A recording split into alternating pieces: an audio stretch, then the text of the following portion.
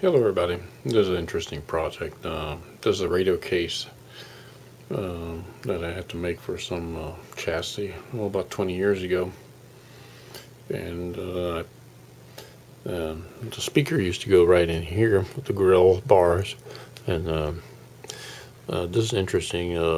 What I had a Philco chassis, didn't have a home for it, so I took this case that's been in storage for 20 years and rained on and neglected.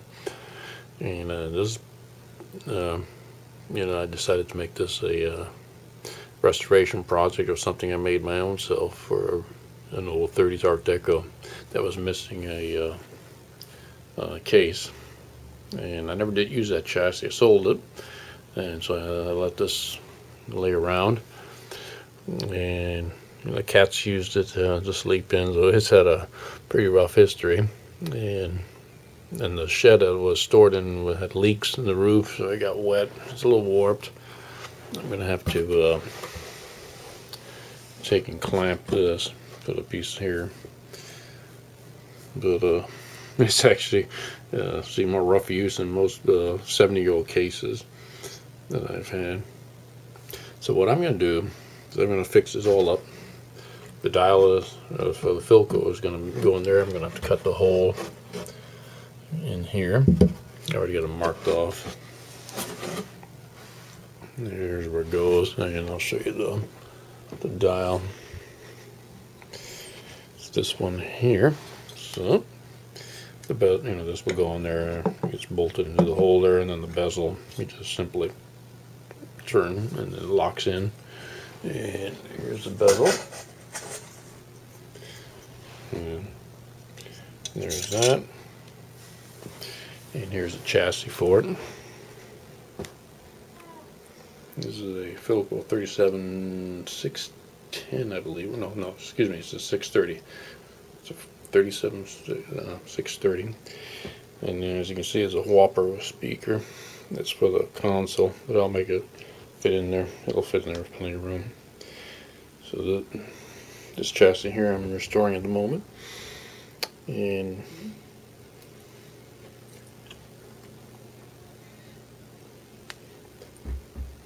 as you can see, I had to, these grommets were getting kind of crappy, and I didn't want to put new ones in, so I just hot glued in here. It takes up the movement of the RF section. It's pretty solid now. Just basically just to absorb vibrations, why they put the grommets in there. So here's the back one, and here's the front one. And here's the other front one. And one thing I will say, Donald, do not use any water on these. I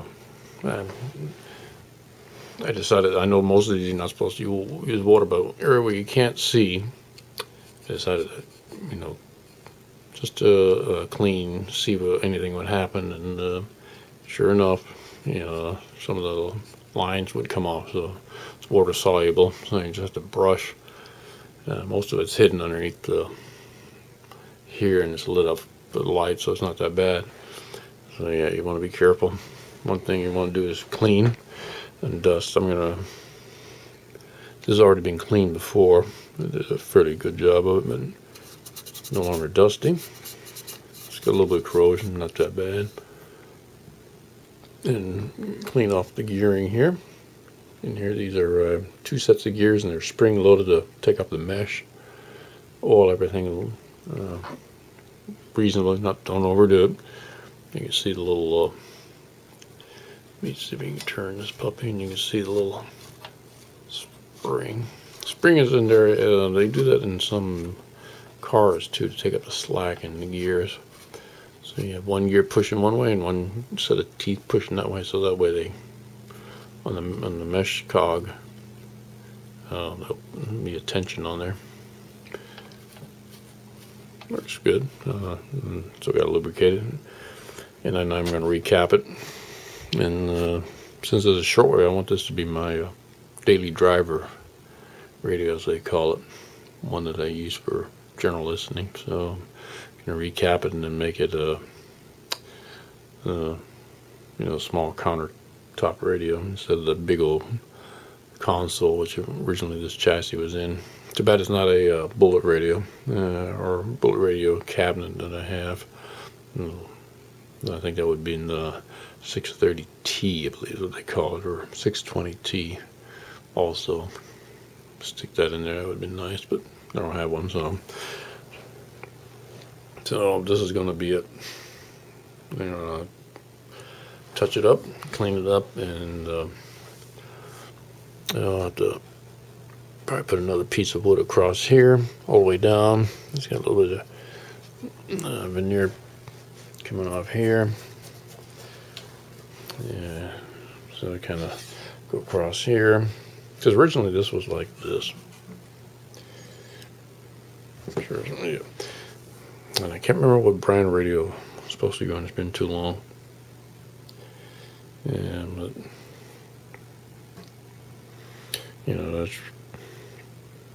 sure seen some rough use. I laugh though. Our cats used to love to sleep in this thing, and this here this is where the original escutcheon with the dial went in.